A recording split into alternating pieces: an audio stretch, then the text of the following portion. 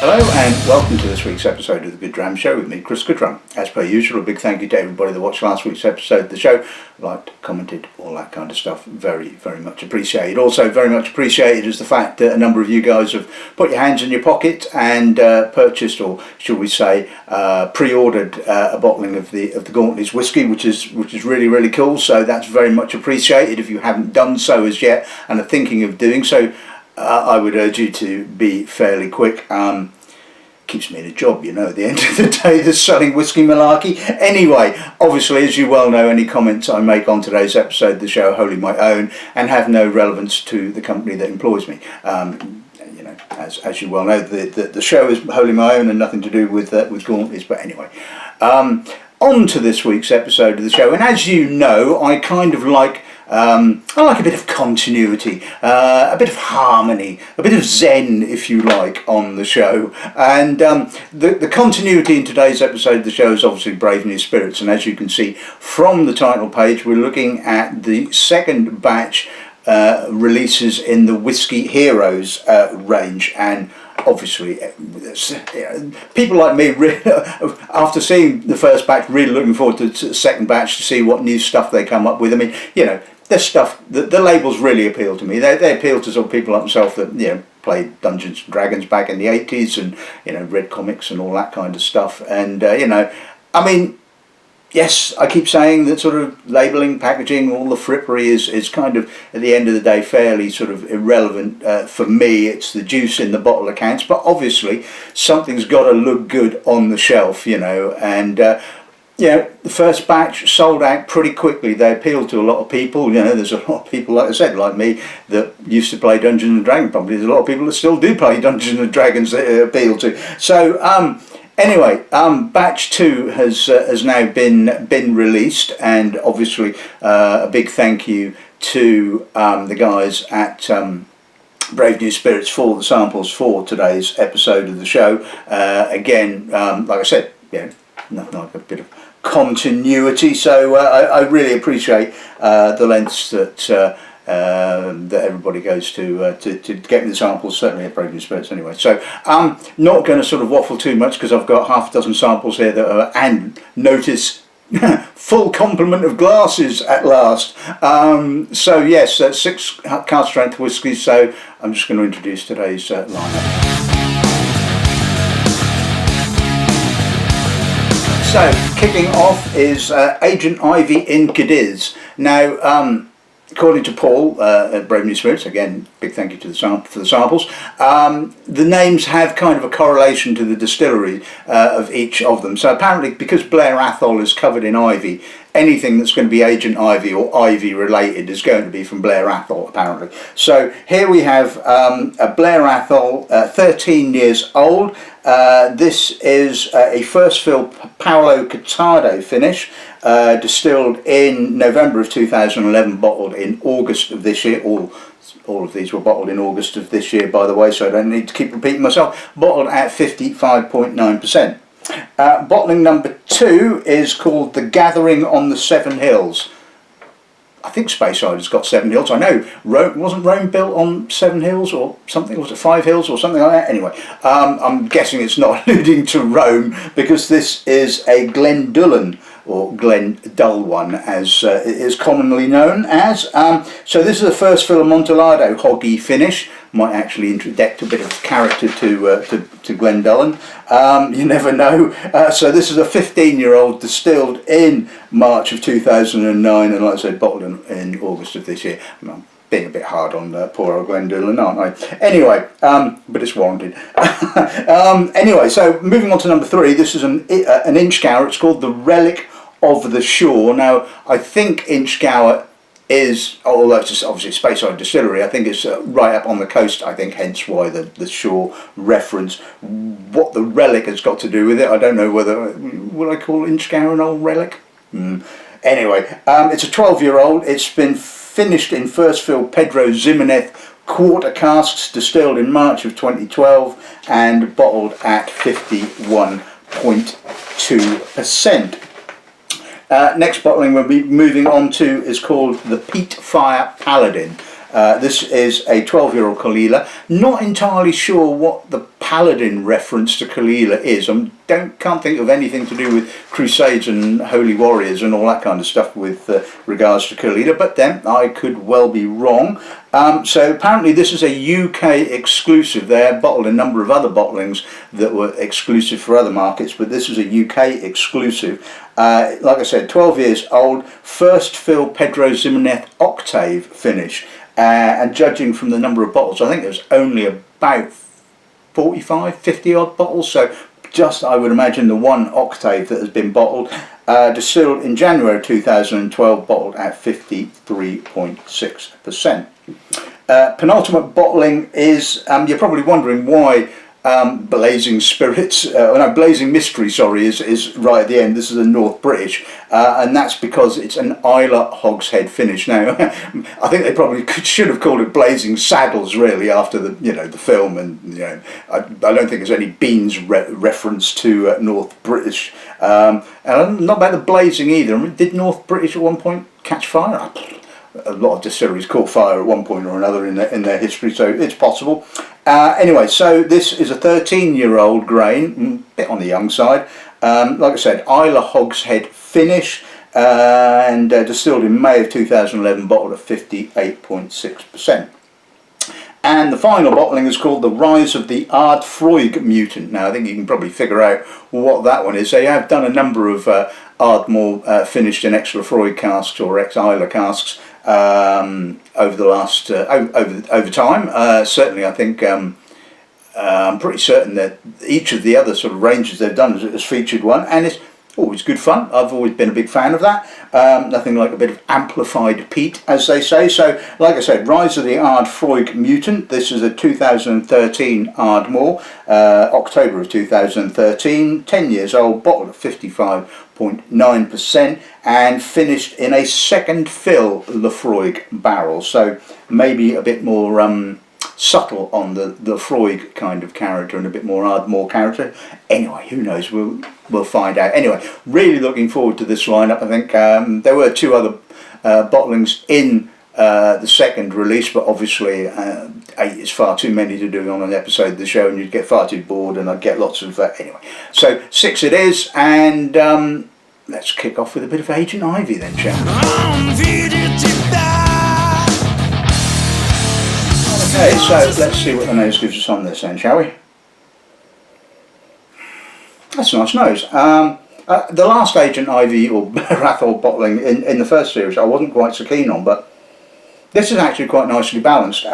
Yes, you get the Palo Cortado sherry character, that sort of lighter dried fruit, satsuma, some dried white grape, that kind of thing. But there's some barley, there's some honey, there's some of that sort of Blair Athol robust character coming through. Barley is becoming a little floral. There's honeysuckle, toffee, a little bit of oxidised fruit. Nice nose, really nicely balanced. Again, Blair Athol certainly has the robust character, the weight to deal with sherry, and I like Palo Cortado finishes. They seem to be a little bit more subtle, a little bit more elegant on the whole than some Olorosos. Maybe it's just me, maybe it's just I sort of prefer, Palo Cortado to Oloroso, I don't know, but anyway. All I'm saying is, nice nose. Let's see what the parts are.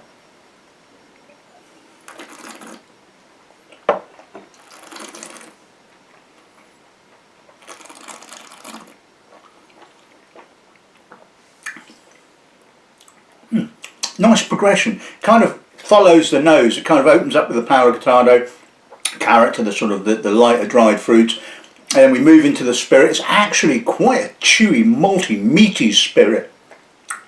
And then the Palo Cortado kind of comes back on the finish. It's got a little edginess there. There's a bit of sort of an edgy barley, edgy grapey kind of character. A little bit of minerality, some citrus. It's not too masked. I mean, it's 55.9%. It really doesn't taste that. You can taste the alcohol, obviously, but it's not like it's kind of like masking the finish in its absolute entirety. You could drink this neat and enjoy it neat, in actual fact. Let's put a little drop of water with it and see if that makes any changes to it. Yeah, it's kind of, I'm getting a little bit more of that sort of green Speyside fruit gooseberry. The oak is a bit more nuttier. I'm kind of getting peanut. Yeah, there's a bit more of a freshness there, a little bit of a botanical note coming out now. A little bit less intensity of the Paolo Cortado, but yeah, let's see what that's like.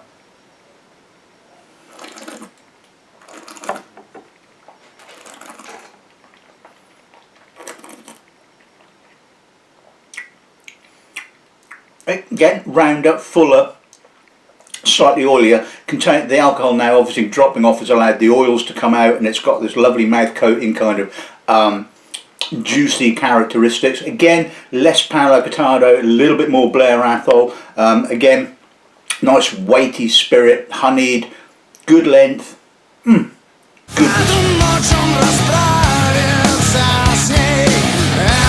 Okay, so let's move on to the dull one. Sorry, no, the Glendullan.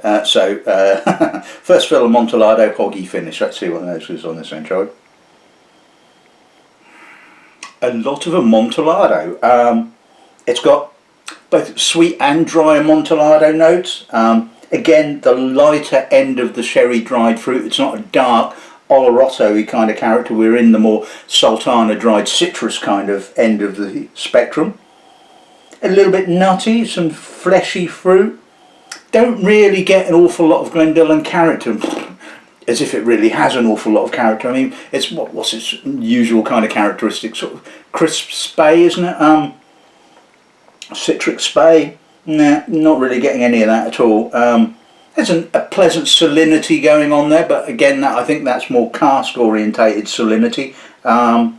Yeah, it's Amontillado at the end of the day. It's very sherried. It's a bit of a sherry monster, and again, it makes me wonder why. Well, I know why. Sometimes these casks are used to sort of like for finishing, because some of these sort of distilleries like Glendullan don't have a huge amount of character at the end of the day. They're filler malts, and there's nothing wrong with being a filler malt.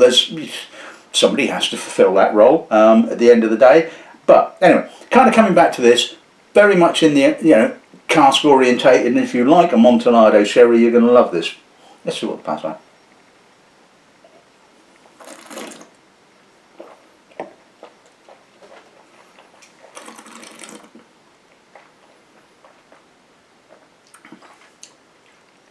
That's really salty. I mean, really, really salty. Green olives and a little bit of wood smoke, more salt, nuts, green nuts. Distillery character? Nah, none whatsoever. So yeah, it's all Amontillado. It's lovely, clean Amontillado, it has to be said. Absolutely no blemishes whatsoever. Pure Amontillado. But as I keep saying, if I wanted a glass of Amontillado sherry, I'd have a glass of Amontillado sherry. So for me, somewhat imbalanced, but then again, I never expected an awful lot of distillery character to come out of it, has to be said. Not unless it was a sort of like third or fourth fill, hoggy anyway. Okay, so it hasn't really changed an awful lot on the nose.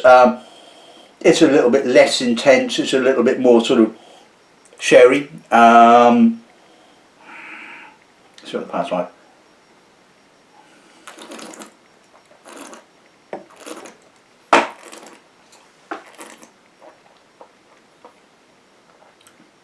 Yeah, again, pretty much like the nose. It's soft, it's sherried, it's got a bit of honey. It's pleasant, it's okay, but at the end of the day, it's very much all about the Amontillado. Not much in the way of salt now. That salt seems to have really disappeared. The saltiness has gone. I mean, it's a little bit very much on the back end, a little bit of salinity, but certainly when that was neat, I mean, that was a real salty overload. Salty green nuts, that kind of thing. So I think personally I prefer it neat, but it's one that I'm quite happy to pass on.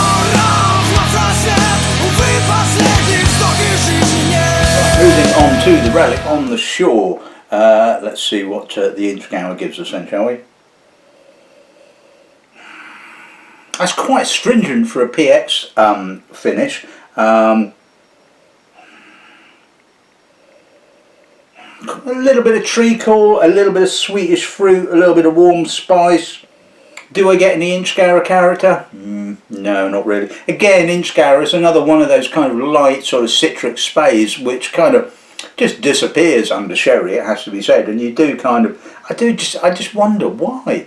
Why not Blair Athol? I mean, I suppose the problem is that there's not so many of these kind of casks knocking about. I mean, bucketfuls of Blair Athol, so but the last thing you want to do is release 6 bottlings of Blair Athol. Yeah, I think sometimes, you know, I mean, Inchgower has, you can get sort of characterful Inchgower, I guess, from time to time. Generally tends to need some age, that's the thing. Anyway, let's see what it does like.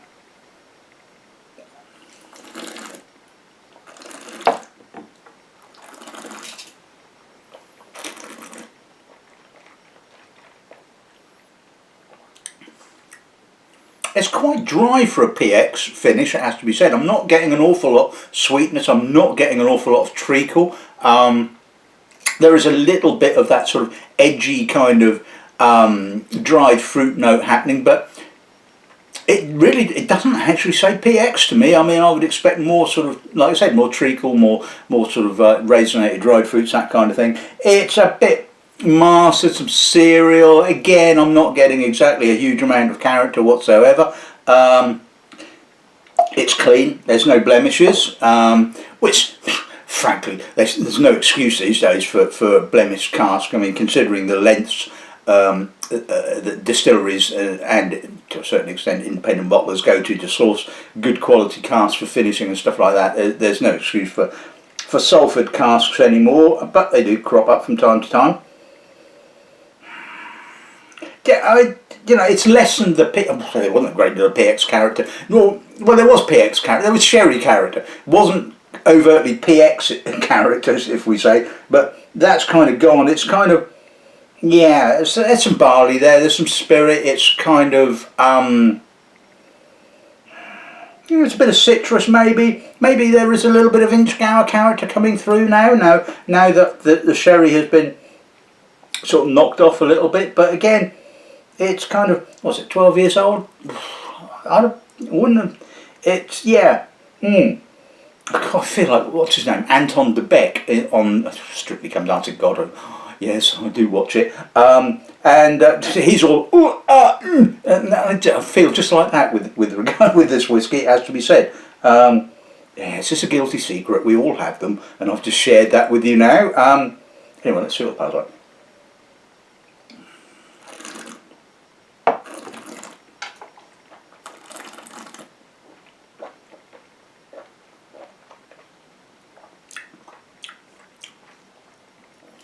Yeah, sherry, soft sherry, it has to be said. Not quite so nutty now, not quite so complex with regards to the sherry characteristics. Like I said, a little bit sweeter maybe, but it still doesn't really say PX to me. It's a bit of an odd one, it has to be said, but yeah.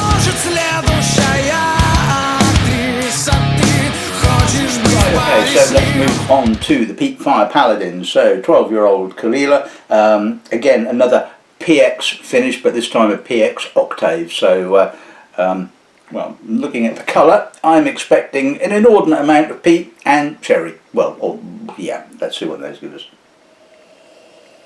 Oh yes, oh, that's a real stringent peat fest, it has to be said. Very medicinal, certainly by Kalila standards. Really peaty. There's an inordinate amount of peat. Barbecued meat, smoked meat, saline, treacle, tar. Oh yeah, that's a sherry and peat monster. If you sniff hard enough, there's an element of barley there, I guess. I know why they probably called this Peatfire Paladin, because it's going into battle with the evil sherry monster.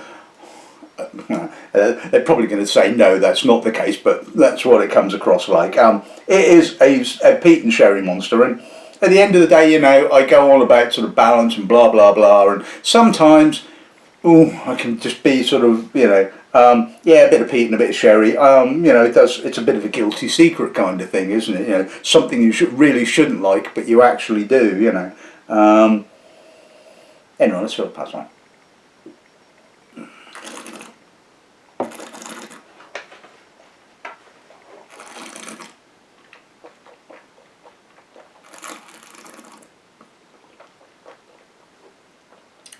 Quite citric, astringent to start off with.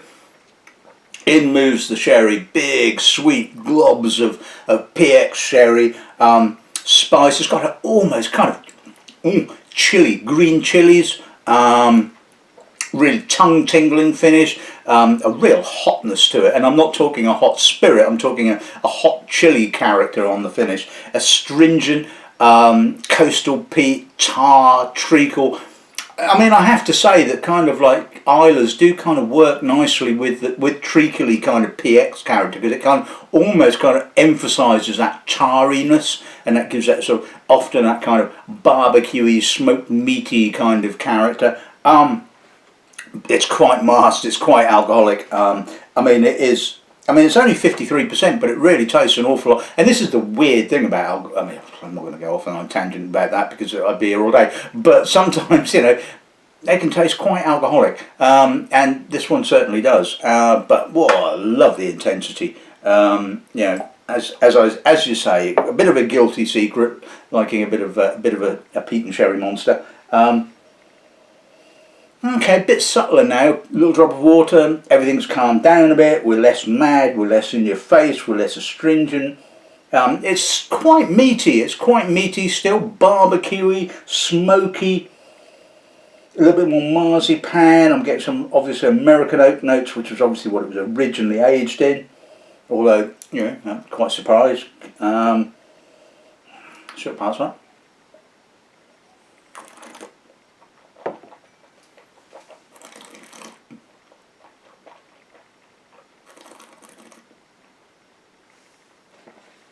Sweeter, less astringent, less mad, less intense, less kind of like screaming the hell out of you at you. Subtler to a certain extent. Nice, full, round, rich. I mean, I like that. I mean, just got that weird bitter greenness on the end, like kind of green beans. Can you imagine bitter green beans? Where the hell did that come from? Right, yeah, so I wouldn't bother putting any water with it as well. I'm basically trying to say, just drink the damn thing neat, just revel in all of that kind of peat and sherry intensity, and, well, it's certainly one for the winter time at the end of the day, isn't it? Right, okay, on to a bit of Blazing Saddles. No, sorry, Blazing Mystery. Mystery? Is it? No, I don't know, no idea.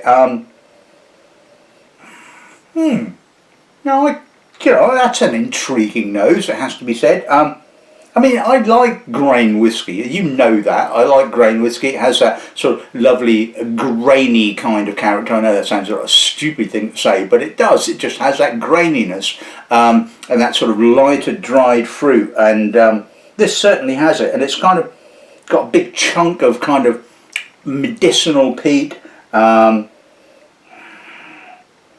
There's a little rummy note kind of coming through as well. I mean, it's not the most complex of grain noses, because I mean it's only 13 years old. I mean, it's way too young in reality for bottling a grain whisky, it has to be said. But you know, finishing it in the Islay cask was kind of giving it a little bit of a twist, and I like the freshness, I like the youthfulness, and I like the sort of almost imbalance between that sort of youthful grainy spirit and the cask.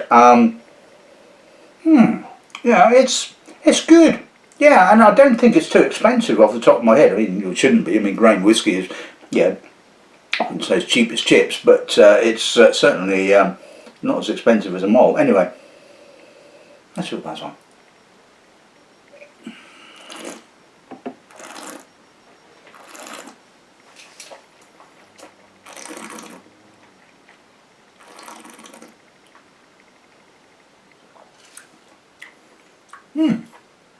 quite sweet in actual fact. I don't know where the hell that sweetness comes from. It's not custardy, it's not vanilla-y, it's kind of just sweetness, and it's kind of like, hang on, grain whiskey, sweet? No, I don't normally get that. But it's got a lovely progression. It kind of, like I say, it kicks off with this real intriguing sweetness, and you're thinking, yeah, where the hell's that come from? And you're kind of forgetting, missing everything else. And there's some dried fruit on the mid palate, and then it kicks in with some astringent sort of medicinal peaty notes and some spice, and it's got that quite masked, tongue-tingling sort of salivating kind of finish. There's a little bit of tar, there's a little bit of coconut as well. Do you know what, I really like that. It's got a subtle complexity. It's kind of like, you know, you have to think about it, you know, it's kind of like, oh, there's that. God, I sound like bloody Anton de Beck again. It's like, you know, yeah, let's put a little drop of water with it, shall we? Quite surreal, isn't it? Sort of like, you know, whiskey tasting and bringing up, you know, Strictly Come Dancing. Yeah, well, that's what you get on this on the show, as we said. It's all in here, and it just kind of comes out, you know. A little bit more graininess now. The kind of the Isla notes are kind of pushed down a bit, shall we say? They're still there. They're still noticeable, but it's more about that sort of young, grainy North British character. It's kind of, and as we know, sort of North British tends to be in that slight higher toned kind of style of grain. Let's see what the palate's like.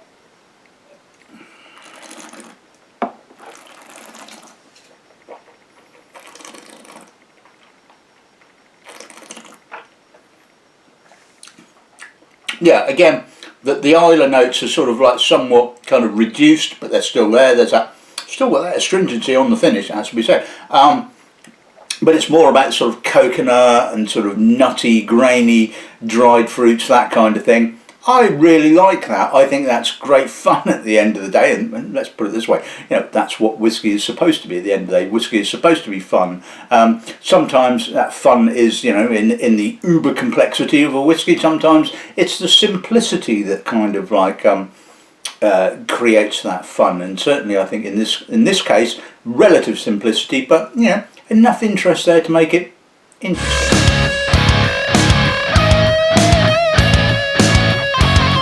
And on to the final bottling of the day. This is the Rise of the Ardphroaig Mutant. Let's see what the nose gives on this end, shall we? Great. Oh, what? I mean, who comes up with it? Well, obviously, whatever his name is that owns the company comes up with this stuff. But I mean, yeah, what's he doing? Thinking sort of in the bath, you know, sort of like going, yeah, wow, yeah, Ardmore, Lafroig, yeah, mutations. No, I'm not going to be getting there. It's actually quite a subtle peated nose. I probably should have done this sort of like, you know, before the other two, to be honest with you. It's earthy, it's citric, it's mineral, it's fresh. It's probably more sort of like almost kind of unpeated Ardmore kind of character kind of coming through. Apple, pear, minerals. Again, there's a little bit of medicinal notes there. There's a little bit of peat. It's quite subtle on the peat. It is not a peat monster. Even though it's certainly not a peat mutant, it has to be said. It's actually a lovely nose. I really like that. You know, it's harmonious, balanced. A little bit of sweet vanilla coming out now. Let's see what that's on.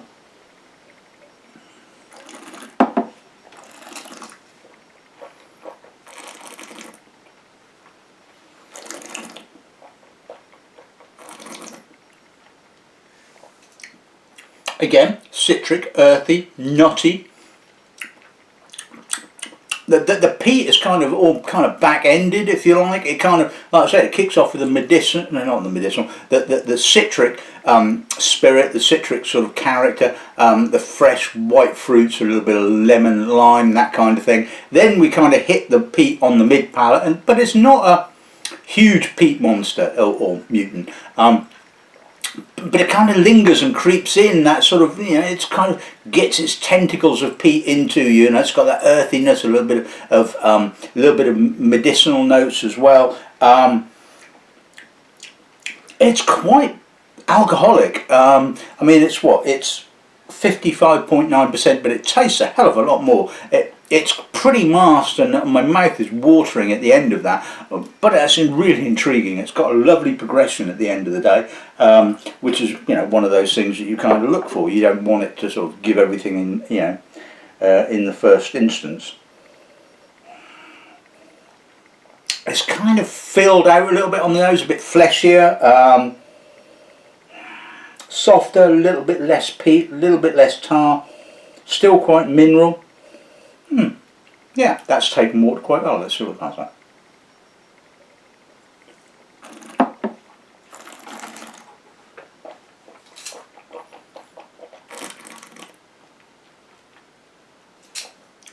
Again, the peat is lessened a bit, but it's still quite coastal. It's got a little bit more of a fuller character, a little bit more barleyed character, although it's a very subtle barleyed character. There's almost a little bit of honey and some white fruit as well. Again, lovely length and that lingering sort of medicinal note, but it's not sort of like, you know, an in-your-face medicinal note. It's quite a subtle medicinal note right on the finish. So that mutation was damn good, as I say. Okay, so let's sum today's episode of the show. So again, a big thank you to Brave New Spirits for kindly sending me the samples for today's episode of the show. It's very much appreciated, and I hope you've enjoyed it, and you think that the review I've given us is a fair review. So, Agent Ivy in Cadiz, yeah, that worked really nicely. Like I said, I kind of like Paolo Cortado. It's sort of, you don't see enough of it, which is probably a good thing to be, in essence, and I don't mean that it's a good thing in that you shouldn't see too much of it, but it kind of like, yeah, it's a good thing because every now and again you get a really good one and you think, yeah, that's a nice sherry to sort of use. It's not as blanketing as Oloroso and not as sweet as Pedro Ximenez, or, you know, it's interesting, and it often seems to work a lot nicer, a lot better. And I thought that one worked really nicely with the Blair Athol. The Glendullan, clean, lots and lots of sherry, lots and lots of Amontillado. I mean, yeah, again, I like Amontillado as a sherry, you know, and if I wanted an Amontillado, yeah, etc, etc, etc. Just too much sherry. And the same can be said for the Inchgower, the sort of PX finish. Although, like I said, it was a sort of bit of a weird PX. It was a dry PX, and I mean, you can make still wine from Pedro Ximenez grapes, and I have tasted it, and it is a bit of a weird one, you know, because it's kind of a dry Pedro Ximenez, and it's not as oxidised, and it's a bit, you know, a bit left field. And this is what this kind of came across like, to be honest with you. It didn't have that sort of over sort of treacly sweetness that you would kind of expect from a PX, and you know, no distillery character, but that wasn't really very much of a surprise.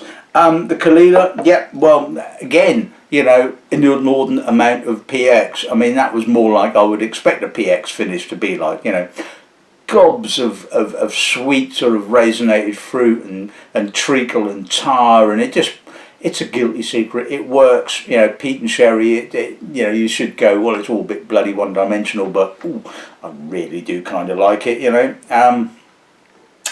Blazing Mystery, the North British, you know what, you know, that, again, another one that really intriguing, really interesting. I mean, you know, that, and this is the wonderful thing about finishing, and this is one of the things I like about Brave New Spirits, is that they do some sort of odd things like this. I'm sure they're experimenting with other sort of finishes that probably haven't worked and are probably never going to see the light of day and probably just get sold off somehow or other. But that worked really nicely. You know, the combination of the sort of the graininess of the North British, that sort of lighter dried fruit, really worked in quite nicely with the peat. It kind of, to be honest with you, it kind of gave it more complexity than it really should have had at 13 years of age. The Ardphroaig Mutant, I mean, yeah, again, yeah, a lovely bottling, it has to be said, you know.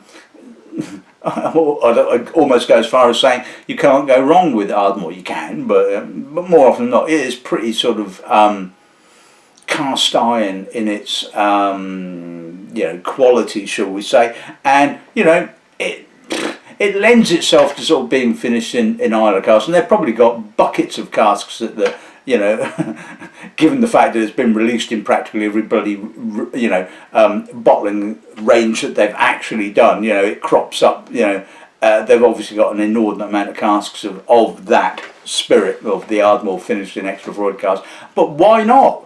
Bloody good whiskey at the end of the day, you know, different label, same outcome at the end of the day. So really very, very good. So big thank you to Brave New Spirits for the samples for today's episode of the show. That's this week's episode of the show in the bag. Some of these will certainly be appearing on the shelf in a certain whiskey merchant before too much longer, which is pretty much why I've done this week's episode of the show at the end of the day, you know, although as it's got nothing to do with the gauntlets, but you know, there's the tie-in and all that kind of stuff. But anyway, I really love what Brave New Spirits are doing. I love this labelling. I love the kind of approach they're taking.